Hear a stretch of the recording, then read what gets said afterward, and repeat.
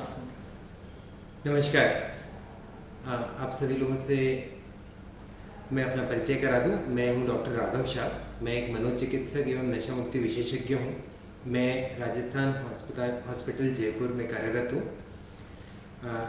आज आप लोगों से बात करने का जो टॉपिक है वो है अल्कोहल एडिक्शन और प्रिवेंशन एंड ट्रीटमेंट। तो पहले ही मैं बता दूं कि जो हम बात करेंगे वो हिंदी और अंग्रेज़ी दोनों मिक्स करके करेंगे ताकि जो समझने में आसान रहे।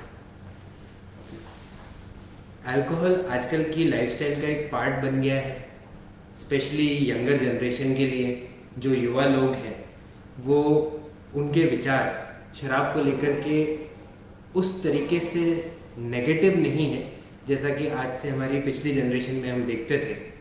लोग काफ़ी हद तक ये मानने लग गए हैं कि सोशल ड्रिंकिंग जैसी एक चीज़ होती है जिसको बुरा नहीं समझा जाता है। लेकिन एक बहुत बड़ी भ्रांति जो है वो है कि सोशल ड्रिंकिंग है क्या। काफ़ी लोग इससे अवगत नहीं हैं। काफ़ी लोग ये मानते हैं कि जितना भी वो ड्रिंक ले रहे हैं वो नॉर्मल है। लेकिन अगर देखा जाए कि कितनी मात्रा में शराब लेना हानिकारक नहीं हो सकता व्यक्ति के लिए, तो ये इसका जवाब देना बहुत कठिन है। हालांकि सोशल ड्रिंकिंग आजकल की मीडिया में, टीवी पे, कई जगह इंटरनेट पे हमें देखने मिलता है। फिल्मों में भी काफ़ी जगह ये देखा गया है कि लोग सोशल ड्रिंकिंग या कभी कभार पार्टीज़ में ड्रिंक करने को ग्लैमराइज करते हैं जिससे कि युवा उसकी तरफ आकर्षित होते हैं। लेकिन सोशल ड्रिंकिंग क्या है, इस पे जो साइंटिफिक व्यू है उससे मैं आपको थोड़ा अवगत कराता हूँ। तो सोशल ड्रिंकिंग समझने के लिए सबसे पहले ये समझना पड़ेगा कि अल्कोहलिक बेवरेजेस या शराब उससे संबंधित जो पेय पदार्थ हैं कई प्रकार के हैं, जैसे कि बियर, वाइन, विस्की और भी कई नाम हैं इसमें, वोडका, बियर, जिन, देसी शराब भी आती है। घर में भी लोग अपनी शराब बनाते हैं। इन सब में कॉमन चीज़ क्या है? तो कॉमन चीज़ इन सब में ये है कि इनके अंदर एक चीज़ होती है अल्कोहल। अल्कोहल एक केमिकल है, C2H5OH।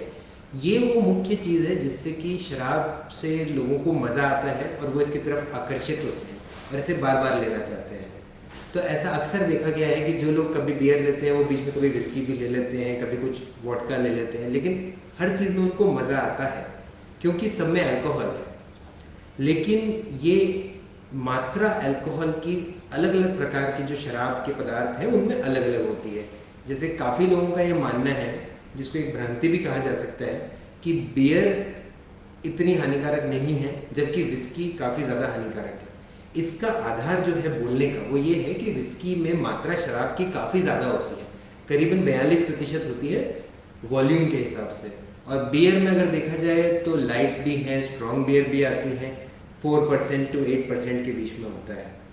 लेकिन जो लोग इस बात को कहते हैं वो ये नहीं समझते कि अगर ज़्यादा मात्रा में कोई कम पावर की चीज़ भी ली जाए, जैसे कि अगर विस्की की बजाय बियर ली जाए जिसमें 8% शराब है, तो भी आपके शरीर में अल्कोहल की मात्रा उतनी ही पहुंच रही है। तो ये एक बहुत बड़ी भ्रांति है सोशल ड्रिंकिंग के साथ में कि ये बियर या ब्रीजर जैसी जो चीज़ें हैं इनमें शराब कम होती है या ये कम हानिकारक होते हैं। लंबे समय प्रयोग करने के बाद एक चीज़ देखी गई है कि लोगों की क्षमता शराब पीने की बढ़ती है, चाहे वो कुछ भी पिए, बियर या विस्की या जो भी। तो अगर ज़्यादा मात्रा में ये कम पावर वाले शराब के पदार्थ भी पिए जाएं तो आपके शरीर में अल्कोहल तो उतनी ही जा रही है। तो अब इस कॉन्सेप्ट को समझने के बाद हम इस बात को समझेंगे कि सोशल ड्रिंकिंग क्या है। तो ऐसा देखा गया है कि कुछ लोगों के लिए किसी भी मात्रा में शराब हानिकारक हो सकती है। जैसे विश्व में अगर अलग अलग प्रकार के लोगों को देखा जाए तो जो जापान या चीन, कोरिया इधर के लोग होते हैं, इनमें कई लोग ऐसे हैं जिनको थोड़ी सी शराब से भी रिएक्शन होता है, मुंह लाल हो जाता है, एक अजीब सा फीलिंग आती है, सांस लेने में तो अजीब लगता है। तो ऐसे लोगों के लिए तो किसी भी मात्रा में शराब अच्छी नहीं है। लेकिन जिन लोगों के लिए शराब से ऐसा कोई रिएक्शन नहीं होता है, उन लोगों में ऐसा देखा गया है कि 3 या 2 स्मॉल ड्रिंक, जिसको आप कह सकते हैं, अगर शराब के विभिन्न पदार्थों की तरह से समझें तो विस्की, जिसमें कि 30 ml के 2 या 3 ड्रिंक, और वो भी 2 घंटे या उससे ज़्यादा समय में धीरे धीरे अगर पिए जाएं, और ऐसा हफ्ते में 1 बार या अधिकाधिक 2 बार किया जाए, और वो भी लगातार 2 दिन नहीं, तो विदेशों में ऐसा माना गया है कि ये मात्रा बहुत ज़्यादा नुकसान नहीं पहुंचाती है। लेकिन ऐसा देखा गया है कि कुछ लोगों को इस मात्रा में भी नुकसान होता है। तो आज काफ़ी लोग जो ड्रिंक कर रहे हैं, अगर वो इसको देखें तो ज़्यादातर लोग इससे ज़्यादा ही मात्रा ले रहे हैं। तो जो सोशल ड्रिंकिंग करके एक भ्रांति है कि जी हमने 180 ml विस्की या 1 क्वार्टर लिया हफ्ते में 1 या 2 बार, तो वो सोशल ड्रिंकिंग नहीं है। आपके शरीर में जो अल्कोहल की मात्रा जा रही है, अगर आप उसको कैलकुलेट करेंगे तो 42% विस्की के हिसाब से काफ़ी मात्रा जा रही है। तो जो सोशल ड्रिंकिंग के आधार पे अपने शराब पीने की आदत को लोग जस्टिफाई कर देते हैं, उससे बहुत ज़्यादा ही ले रहे हैं ज़्यादातर लोग। तो अब नेक्स्ट सवाल ये आता है कि अगर सोशल ड्रिंकिंग इतनी कम मात्रा शराब की को कहते हैं, तो फिर जो लोग ज़्यादा शराब पी रहे हैं उसका क्या नतीजा निकलता है? तो ये देखा गया है कि अगर लंबे समय, मान लीजिए कुछ महीने में भी कई लोगों के साथ, या कुछ लोगों के लिए कोई साल 2 साल में रेगुलर शराब या ऐसे पदार्थ जैसे बियर वगैरह जो भी, ये लेने से इनकी प्रति एक आदत बनने लगती है। अब आदत किसे कहते हैं शराब की, इसके बारे में भी कई भ्रांतियां हैं। ज़्यादातर लोग ये मानते हैं कि आदत वो है कि जब शराब नहीं मिलने पे कोई शारीरिक तकलीफ हो जाए, कि जी या तो नींद नहीं आए, या हाथ कांपने लग जाए, या फिर अगर शराब पीने से आपका शरीर की कोई चीज़ें खराब होने लगे, जिसमें सबसे पहले तो लीवर है, या और भी कई चीज़ों पे शराब का दुष्प्रभाव पड़ता है। लेकिन ये तो वो स्थिति है जिसमें शराब की आदत इतनी आगे पहुंच जाती है कि आपको दिखता हुआ नुकसान होने लगता है। लेकिन वहां तक जो व्यक्ति पहुंचता है, उससे कई साल पहले से व्यक्ति को मानसिक लेवल पे शराब की आदत के लक्षण दिखने लगते हैं, जिसको आप 2 तरीके से समझ सकते हैं। एक चीज़ होती है प्री ऑक्यूपेशन, या शराब के प्रति काफ़ी लालसा विकसित हो जाना, या उसके प्रति विचार आपके दिमाग में आना। और इसका बहुत आसानी से उदाहरण से समझा जा सकता है कि अगर आपको किसी शादी में जाना है, आज आपके दिमाग में पहला विचार ये आता है कि क्यों ना मैं थोड़ी सी ड्रिंक कर लूँ, या आपके दिमाग में विचार आता है कि वहाँ पे जाकर के शराब मिल सकती है। इसकी बजाय अगर आप अपने ही आपको 10 साल पहले देखें, जब आपको शराब पीना शुरू नहीं किए थे या रेगुलर नहीं लेते थे, तो आपको याद आएगा कि ये तो आपके दिमाग में कहीं था ही नहीं। आप ये देखते थे कि वहाँ पे कौन लोग मिलेंगे, या आप कैसे तैयार होके जा रहे हैं। लेकिन अब कहीं ना कहीं आपके मन में जो विचार है, उसमें अग्रणी या एक आगे की स्थिति में शराब आती जाती है। तो आपके जीवन की जो प्लानिंग है या जो आपका मोटिवेशन है, उसमें शराब काफ़ी ऊपर का स्थान लेती जाती है। और ये जो स्थिति है, ये आपके समझने से पहले आपके खास लोग या आपके घर वाले समझने लग जाते हैं। जैसे अक्सर ऐसा देखा गया है कि हस्बैंड वाइफ में वाइफ पहले ही टोक देती है, देखिए वहाँ पहले ही जाते हैं, आप शराब मत देखिएगा। तो ये चीज़ें आपको फिर ऐसा लगता है कि भाई इसने ऐसा क्यों बोला। लेकिन आप जो चीज़ ध्यान नहीं दे रहे हैं शराब की लालसा में, लेकिन आपके व्यवहार से ये स्पष्ट हो जाता है दूसरे लोगों को कि कहीं ना कहीं आपकी प्रायोरिटी या प्राथमिकता शराब है। बाकी चीज़ें तो होती जाती हैं साथ में, लेकिन वो होना ज़रूरी है। इस स्थिति में तो व्यक्ति को कोई शारीरिक प्रॉब्लम हुई नहीं होती है, या फिर इस स्थिति में व्यक्ति को ऐसा कुछ भी नहीं हुआ होता है कि उसके कोई लीवर में या कोई परेशानी है, तो व्यक्ति ऐसा समझता है कि उसे आदत नहीं है। लेकिन यहाँ से आदत बननी शुरू हो चुकी होती है। और दूसरी चीज़ होती है कि जब आपके शराब पीने के व्यवहार या शराब पीने का जो तरीका है, उसको लोग देखते ही ये समझ जाते हैं कि यार ये बहुत रेगुलर लेते हैं या ज़्यादा लेते हैं। अब मैं हमेशा ये बोल रहा हूँ कि लोग पहले समझ जाते हैं, क्योंकि शराब एक नशे की चीज़ है, एक मादक पदार्थ है, तो कहीं ना कहीं इसकी लालसा में आप खुद पे इतना कंट्रोल या ध्यान नहीं दे पाते हैं, दूसरे लोग जल्दी पकड़ लेते हैं। कई बार कुछ समझदार लोग इसको खुद भी समझ जाते हैं, लेकिन समझने के लिए सबसे पहली चीज़ है जानकारी, तो वही मैं आपके साथ साझा कर रहा हूँ। तो दूसरी चीज़ मानसिक के अलावा एक आपके शराब पीने के व्यवहार में दिख जाती है। जैसे मौका मिलते ही एक से ज़्यादा ड्रिंक लेने की कोशिश करना। अगर आपको लग रहा है कि कोई नहीं देख रहा तो आपने 2 या 3 ड्रिंक एक साथ ले लिए, या आपको ये लगा कि कहीं जा कर के लोग देखेंगे कि यार इसने ज़्यादा ड्रिंक ले ली, तो आपने चुपचाप से गाड़ी में एक ड्रिंक पहले ले ली।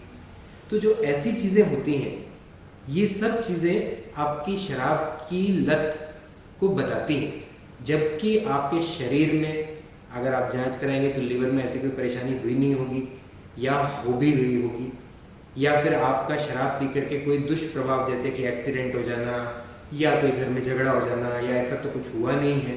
लेकिन बात यह है कि जिन लोगों में ऐसे लक्षण मानसिक रूप से कि जो शराब प्रायोरिटी बनना और बिहेवियर या आपकी शराब पीने के तरीके में दिखने लग जाना कि शराब आपको बहुत ज़्यादा ज़रूरी होती जा रही है, यही लोग होते हैं जो आने वाले समय में, भले ही महीनों में या सालों में जाकर के उस शराब की लत के अंत तक पहुंचते हैं, जहां शारीरिक नुकसान या फिर आपके घर में आपके संबंधों का नुकसान, क्योंकि शराब के नशे में आपसे होने वाली गलत बातें या लड़ाइयाँ, या शराब के वो लक्षण न मिलने पे हाथ कांपना या नींद नहीं आना, ये होने लगता है।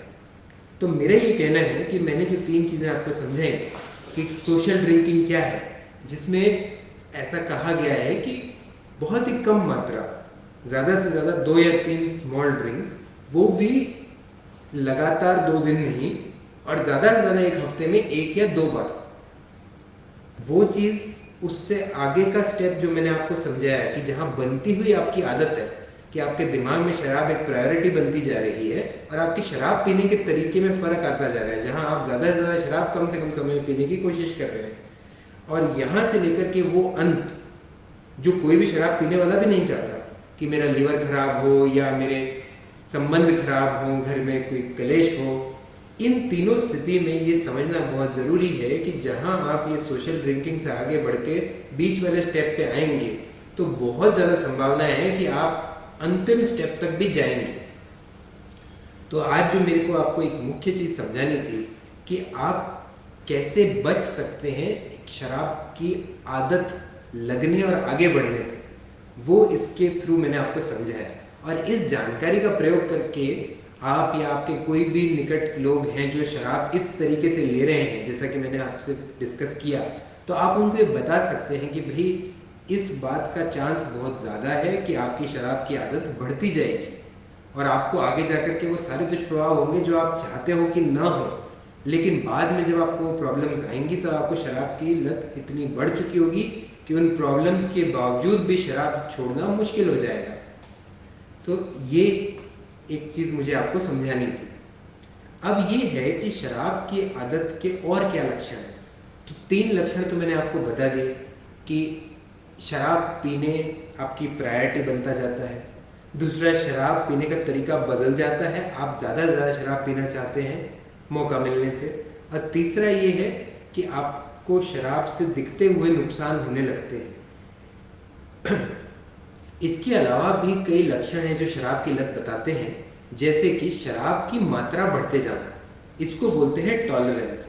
ऐसा देखा गया है कि काफ़ी लोग ऐसा बोलते हैं कि यार तुम तो बहुत सारी शराब पी लेते हो, तुम्हारे कोई असर नहीं होता, और काफ़ी लोग इसको एक अच्छी बात मानते हैं, या जिसे कहते हैं कि आजकल की भाषा में कूल समझते हैं, या एक प्राउड फील करते हैं कि भाई देखो मेरे असर नहीं होता। लेकिन ये जो स्थिति है ये बहुत ही खतरनाक है, क्योंकि आज जो भी व्यक्ति कभी शराब पी चुके हैं या शराब पीने वालों का अनुभव सुन चुके हैं, तो वो सब आपको बताएंगे कि जी शुरू में जब पहली बार मैं लेता था तो मेरे तो इतनी सी शराब से बहुत असर हो जाता था। तो अब क्या हुआ, जो आप इतनी सारी शराब भी पी रहे हैं, जैसे शुरू में अगर आपको एक ड्रिंक जो 30 ml विस्की, जो एक एग्जाम्पल लेके अपन डिस्कस कर रहे हैं, उससे असर इतना हो रहा था कि आप खड़े नहीं हो पा रहे थे, चलने में मुश्किल आ रही थी, और अब आपको एक क्वार्टर या उससे भी ज़्यादा शराब पी के भी असर नहीं हो रहा। तो इसका जवाब ये है कि दिमाग एक ऐसी चीज़ है जो कोई पदार्थ रेगुलर लिया जाता है या कोई काम बार बार किया जाता है तो वो उसका आदी हो जाता है और फिर उसको उसमें मज़ा लेने के लिए उसे और ज़्यादा करने की इच्छा होती है। तो ये जो टॉलरेंस का कंसेप्ट है वो ये है कि आपका शरीर ज़्यादा से ज़्यादा मात्रा में शराब को टॉलरेट कर पा रहा है। तो ये एक अच्छी बात नहीं है, ये दिखा रहा है कि आपके दिमाग को अब शराब की आदत लगती जा रही है। जहाँ थोड़ी शराब से आपको इतनी परेशानी हो रही थी वहाँ इतनी सारी शराब पी के भी आप पे वो असर नहीं हो रहा। आप अपनी गाड़ी चला लेते हैं आराम से, आप एक पार्टी अटेंड करके आ जाते हैं। कई लोग कहते हैं कि मेरे तो व्यवहार पे भी कोई असर नहीं होता, मैं घर जाके भी किसी से कुछ नहीं कहता हूँ, चुपचाप अपने सो जाता हूँ। लेकिन आपके दिमाग को शराब की आदत होती जा रही है क्योंकि ज़्यादा से ज़्यादा मात्रा लेनी पड़ रही है उसी चीज़ को महसूस करने के लिए जो पहले बहुत कम मात्रा में आप ले लेते थे। तो उन 3 चीज़ों के अलावा एक ये भी इम्पॉर्टेंट लक्षण है शराब की आदत का। और इसके बाद एक और इम्पॉर्टेंट लक्षण है शराब न मिलने पे परेशानी होना। हालांकि ये बाद में जाकर के होता है, काफ़ी लंबे समय पीने के बाद होता है, लेकिन ये लक्षण एक तरीके से आप मानिए एक वार्निंग साइन है। और जिन लोगों को ये लक्षण है उनको तो ज़रूर कुछ ना कुछ अपनी शराब की आदत छोड़ने के लिए करना चाहिए। और क्या करना चाहिए वो आगे हम चर्चा करेंगे। अभी मैं ये बताना चाहूँगा, इसको हम कहते हैं विड्रॉल सिम्टम्स। विड्रॉल या बहुत ही सामान्य भाषा में इसको कहा जाए तो कोई चीज़ जो आपको रेगुलर मिल रही थी लेकिन वो विड्रॉ कर ली गई, जैसे बैंक से पैसे विड्रॉ किए जाते हैं वैसे आपकी शराब दिमाग से विड्रॉ हो गई, तो आपको अचानक से एक छटपटाहट सी होती है। कुछ लोगों को इतनी होती है कि उनसे तो रहा ही नहीं जाता है, हाथ कांपते हैं, नींद नहीं आती है, घबराहट होती है। कुछ लोग बहकी बहकी बातें भी शुरू कर देते हैं। लेकिन इससे कम में और भी कई तरीके के विड्रॉल सिम्टम्स हैं जिसमें सबसे इम्पॉर्टेंट है क्रेविंग या तलब लगना। शराब कुछ समय या कि मान लीजिए कुछ दिन नहीं ली या कुछ घंटे नहीं ली तो एक बहुत ही स्ट्रॉन्ग क्रेविंग या एक गंभीर तलब सी महसूस होने लगती है कि अब एक बार कहीं ना कहीं से जाके थोड़ी सी तो पी ली जाए या मौका मिलते ही थोड़ी सी ले ली जाए। तो ये भी एक बहुत इम्पॉर्टेंट लक्षण है शराब नहीं मिलने पे आपको परेशानी होने का। और ये जो चीज़ है क्रेविंग या तलब, इसको समझना बड़ा मुश्किल हो जाता है क्योंकि कभी कभी आदमी ये नहीं समझ पाता कि जैसे आज ऑफिस से निकलते समय उसको एक अजीब सी जल्दी होती है, चलो चलो चलो जल्दी चलो। क्यों? क्योंकि 8 बजने वाले हैं। क्योंकि शराब एक ऐसी चीज़ है कि आदमी के विवेक या जजमेंट को थोड़ा खराब कर देती है, तो आदमी खुद नहीं समझ पाता, लेकिन कहीं ना कहीं 3, 4 या 5 बजे से ही वो अपने ऑफिस का काम जल्दी जल्दी करने के चक्कर में आ जाता है। उसको लगता है कि अपना शाम का डोज लेना है, जिसको वो कॉन्शियसली या जिसे कहते हैं कि सोच समझ के नहीं महसूस कर पा रहा होता है। लेकिन लोग देख लेते हैं, लोग भी समझ जाते हैं कि भाई जल्दी में आ जाते हैं, ये आखिरी समय आते आते। तो ये जो विड्रॉल है, ये जो 5वां लक्षण मैंने आपको बताया, ये शारीरिक भी होता है कि हाथ कांपने लग जाना, नींद नहीं आना, लेकिन एक मानसिक तलब या क्रेविंग के रूप में भी होता है।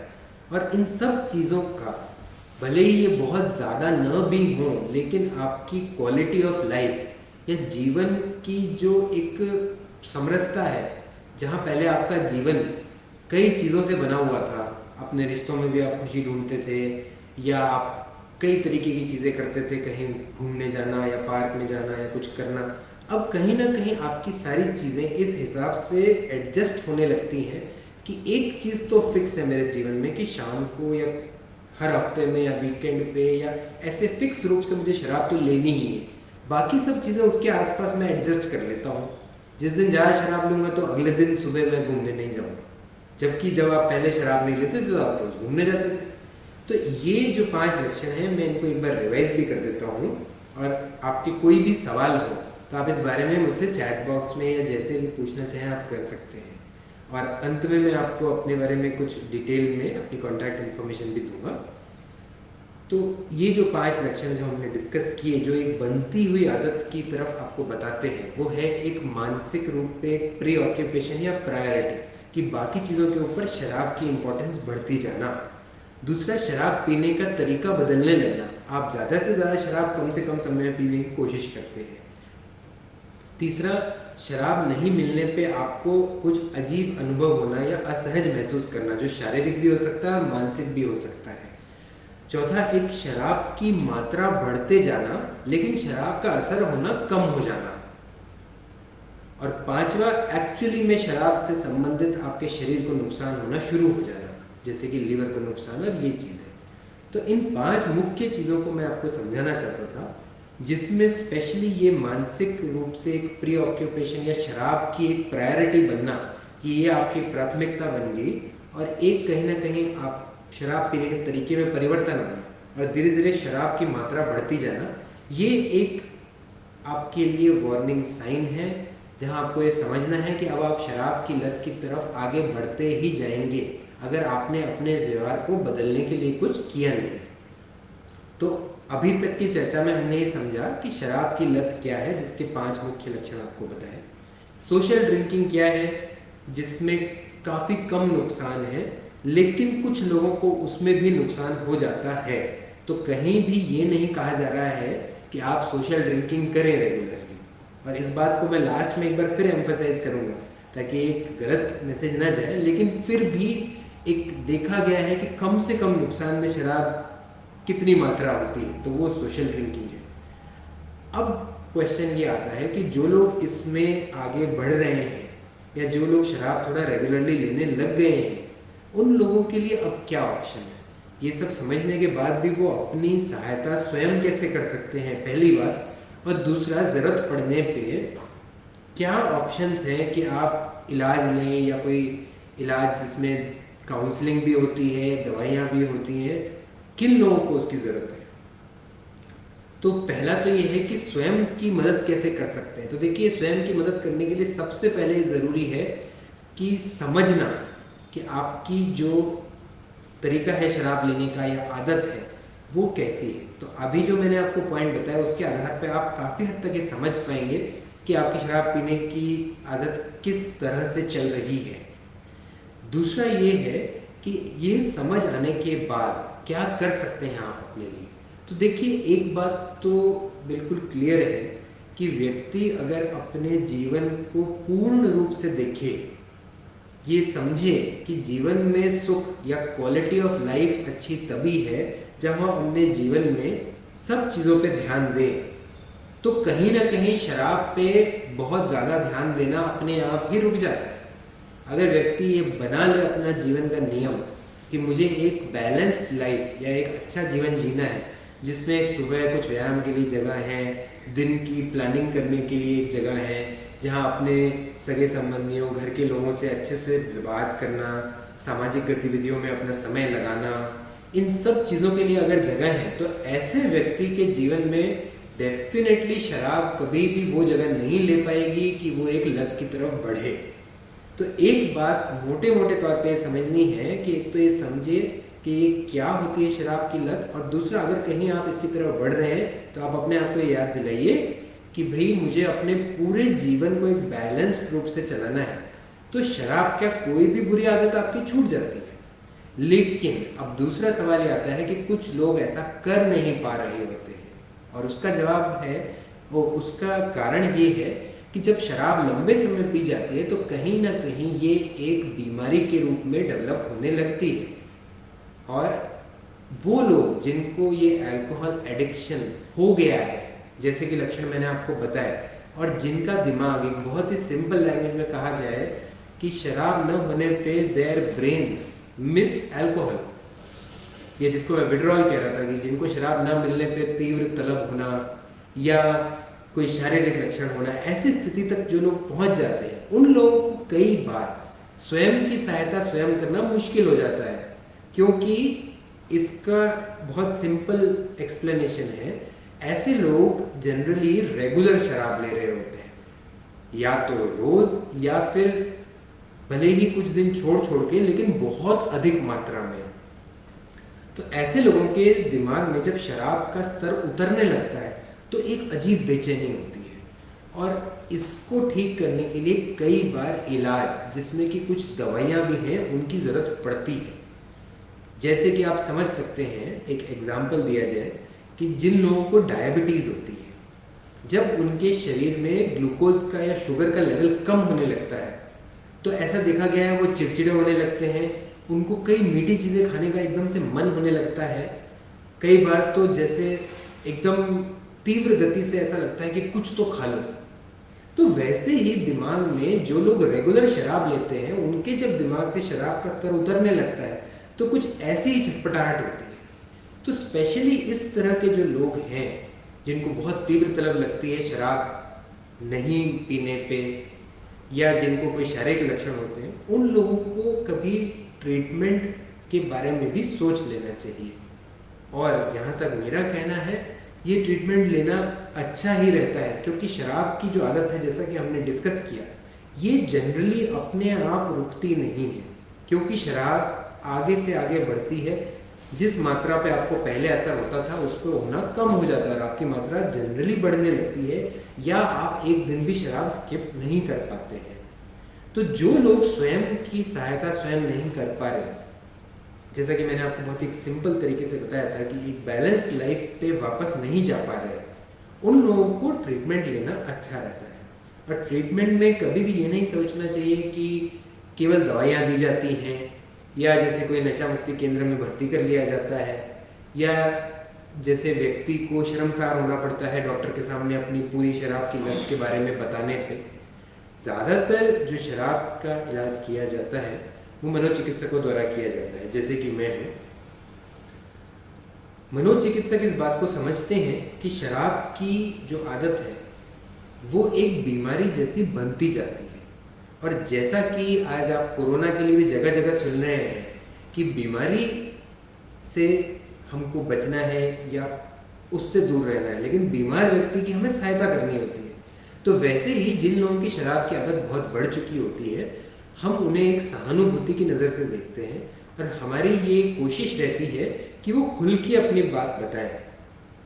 हम कहीं भी ये शो नहीं करते हैं कि जिससे उनको शर्मसार होना पड़े, क्योंकि जब तक कोई भी व्यक्ति जो शराब की आदत या एडिक्शन का शिकार हो गया है वो अपनी बीमारी और उसके लक्षण, जिसमें कि कितनी शराब वो लेते हैं, किस प्रकार की शराब लेते हैं, दिन में कितनी बार लेते हैं या रोज़ लेते हैं या कभी कभी बहुत ज़्यादा लेते हैं, ऐसी बातों के बारे में खुलकर चर्चा नहीं करते हैं तो उनकी सही काउंसलिंग या दवाई की ज़रूरत को समझ पाना मुश्किल रहता है और वो अपनी आदत नहीं बदल पाते हैं, बजाय इस चीज़ के बावजूद कि वो एक मनोचिकित्सक से शराब छोड़ने के बारे में डिस्कस करते हैं।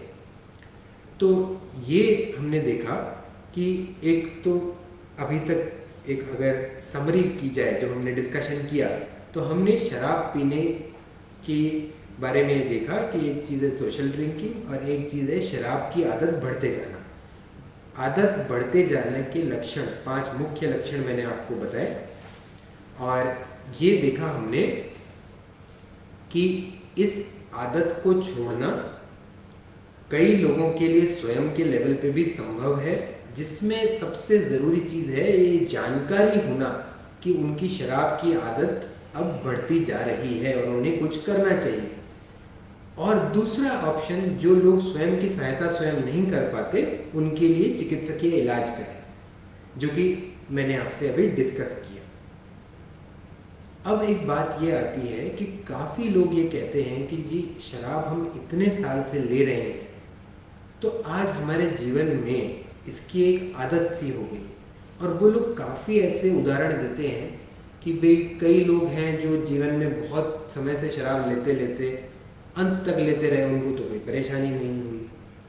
और आज मेरे जीवन में भी शराब ने एक ऐसा स्थान ले लिया है कि जी मैं पूरी तरह छोड़ भी दूंगा तो मैं क्या करूँगा, और वैसे भी मुझे ऐसी कौन सी परेशानी हो रही है। तो ये चीज़ें ज़्यादातर भ्रांतियाँ होती हैं और ये भ्रांतियाँ वही लोग ज़्यादा बोलते हैं जो शराब की आदत में काफ़ी आगे जा चुके होते हैं और जिनको उन्हें छोड़ना बहुत मुश्किल हो रहा होता है। अब यहाँ पे सबसे बड़ी जो दुविधा है, ज़्यादातर लोग ये मानते हैं कि ऐसे लोग में विल पावर नहीं है या ऐसे लोग जानबूझ के उल्टे सीधे बहाने बना रहे हैं कि जी इससे तो जब बात करो कि शराब छोड़ दो तो कहता है कि वो फलाना थे, वो तो कब से ही पिए जा रहे थे, उनके तो कुछ हुआ नहीं। और जब इससे दूसरे किसी व्यक्ति का उदाहरण ले लेता है कि जी वो तो पीता था जम के कुछ दिन और फिर बंद कर देता था, और उसको तो कभी इच्छा भी नहीं होती थी। तो ज़्यादातर ऐसे जो उदाहरण होते हैं, इनके तह तक अगर हम जाएं तो हम ये अनुभव करेंगे कि ऐसे लोग बजाय इसके कि कोई बदमाशी या विल पावर की कमी की बजाय एक्चुअली में देखा जाए तो उनसे शराब नहीं छूट पा रही होती है, इसलिए वो ऐसे बहाने कर रहे होते हैं। तो हमें एक सहानुभूति की नज़र से ये देखना चाहिए कि ऐसे लोगों को भी हमें कुछ एडवाइस देनी चाहिए, लेकिन कभी भी उनको शर्मसार करने के उद्देश्य से नहीं, बल्कि इस उद्देश्य से कि आप अपनी शराब की आदत पे थोड़ा ध्यान दें और अपने जीवन को सुधारने के बारे में सोचें। तो ये जो आखिरी चीज़ मैंने आपको बताई, उसमें ये बताना चाहा मैंने कि जिन लोगों को ये आदत लग जाती है वहाँ ये एक बीमारी जैसी हो जाती है, क्योंकि दिमाग को शराब की ज़रूरत महसूस होने लग जाती है। और ऐसे लोग शराब पीने के लिए या शराब पीने के लिए पैसे मिल जाएं उस कारण के लिए कई बार झूठ बोलते हैं, कई बार उल्टे सीधे उदाहरण देते हैं अपनी आदत को सही ठहराने के लिए। लेकिन अगर हम सही में उन लोगों के शुभ चिंतक हैं तो हमें उनकी सहायता करनी चाहिए एक सहानुभूति रखते हुए, बजाय इसके कि उन्हें और शर्मसार करें ताकि वो अगली बार अपनी शराब पीने की आदत हमारे सामने डिस्कस ना करें। तो ये आज का मेरा एक मुख्य उद्देश्य था आपसे चर्चा करने का, जिसमें आपको मुझे कुछ ये चीज़ें समझानी थी। और लास्ट में 2 मैसेज मैं आपको दे देता हूँ जो मैं नहीं चाहता कि गलत मैसेज जाए। पहली बात ये कि सोशल ड्रिंकिंग को भी प्रमोट नहीं करना चाहिए, क्योंकि कौन वो व्यक्ति है जो थोड़ी सी भी शराब से नुकसान जिसके शरीर को होएगा वो पता नहीं चलता, ठीक है। दूसरी बात ये कि शराब पीने वाले के साथ सहानुभूति का एक व्यवहार रखना ज़रूरी है, लेकिन साथ के साथ अगर ऐसे व्यक्ति कोई ऐसी चीज़ करते हैं जो दूसरे व्यक्तियों के अधिकारों का हनन है, जैसे लड़ाई झगड़ा या मारपीट या ऐसी कोई चीज़, तो इसमें हमें जो न्यायोचित कार्रवाई है वो करनी चाहिए। लेकिन उसमें भी हमारा नज़रिया ये होना चाहिए कि सहानुभूति और इस व्यक्ति का स्वयं का सुधार हो, इसके लिए हम इसके साथ कुछ सख्ती करें तो वो सख्ती भी काम आती है, लेकिन बिना इस उद्देश्य के कि इस व्यक्ति की कोई सहायता की जाए, सख्ती ज़्यादातर आदत और बढ़ा देती है। तो मेरा ये कहना है कि आप आज की इस डिस्कशन पे जो भी सवाल मुझसे करना चाहें वो कृपया पूछ लें, और मैं इसके अंत में अपना एक डिटेल्ड इंट्रोडक्शन आप लोगों को देता हूँ। तो मेरा नाम है डॉक्टर राघव शाह, मैं एक मनोचिकित्सक एवं नशा मुक्ति विशेषज्ञ हूँ। मैंने DM एडिक्शन साइकेट्री में किया है। यह एक नया कोर्स है जो कि अभी देश के प्रीमियर इंस्टीट्यूट में ही चालू हुआ है, और मैंने PGI चंडीगढ़ से यह अनुभव प्राप्त किया है, और अभी सन 2020 से ही मैं यहाँ जयपुर में पुनः कार्य करना शुरू किया है। तो जो भी व्यक्ति मुझसे संपर्क करना चाहें तो मैं राजस्थान अस्पताल में रेगुलर रूप से कार्यरत हूँ। Thank you.